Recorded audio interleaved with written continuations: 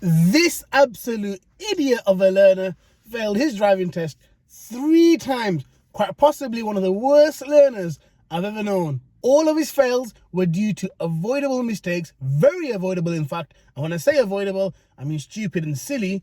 What a waste, man. And as you might have guessed, yes, that learner was in fact myself. So welcome back to the channel, guys. It's Mr. Finesse from Finesse Driving School, and today I'm going to show you exactly why, where, how I failed my driving test 3 times before eventually passing on my 4th approximately 7 years ago. Before we get stuck into this video, if you can kindly subscribe to the channel. I'm aiming to hit 100 subscribers by the end of the month, and that's only a month away. Yes, I can hear what you're saying, only 100 subscribers, but hey, that's where we are. That's our aim for the end of the year. If you can tap the bell icon, I've got plenty of quality content on the way for you guys. I finally figured out how to record properly. I figured out how to edit properly. Well, at least I think I have. You guys can be the judge of that down below in the comment section. With all that out of the way, now let's go laugh at the old dumbass version of me. On my first ever driving test, I perhaps made one of the most stupidest mistakes you'll ever see anyone making on a driving test.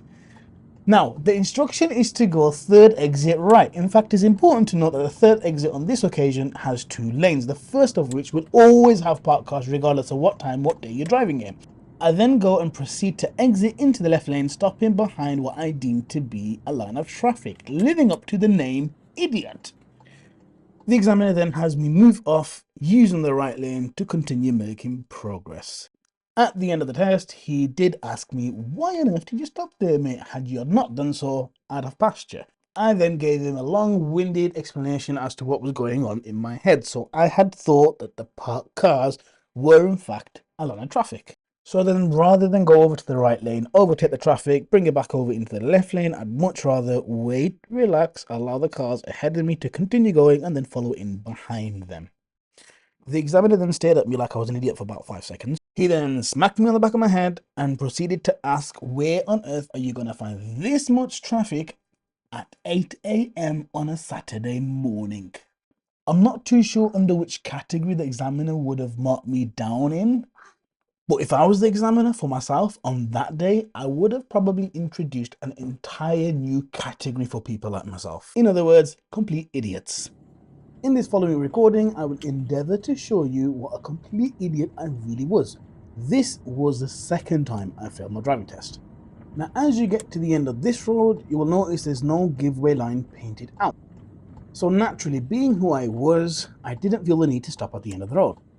And then just as I begin to cross what would have been the giveaway line, the examiner slams on her brakes, sending me face first into my windshield. Now, the reason that she braked was because on the left of me, there was a motorbike coming, turning right into the road that I was coming out of. And if I had continued going forward, I'd have knocked the motorist off their bike, and I probably, along with the examiner, would have ended up in jail.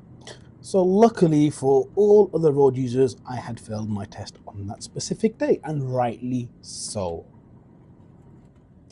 Now, my 3rd test took place on a weekday around 3 PM in the afternoon.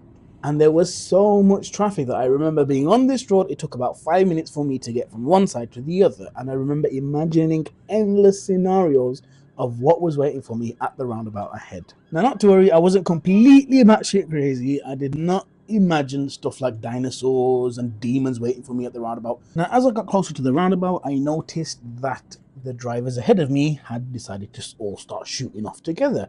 So me being me, thinking it's safe and clear without having looked, decided to also put my foot down. And just before I entered the roundabout, from the corner of my eye, I saw something big, angry and red. And no, you raging lunatics, it was not a fire-breathing dragon. In fact, it was a red double-decker bus.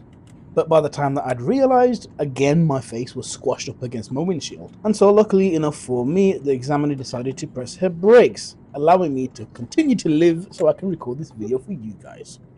Anyway guys, I hope you enjoyed watching me tear myself a new one on camera. I hope you learned something from my mistakes, so you don't make the same mistakes I was making 7 years ago on my learner's test. If you like the video, drop us a like, subscribe to the channel, Let me know down below in the comment section what you want to see next from me, and I'll see you in the next one.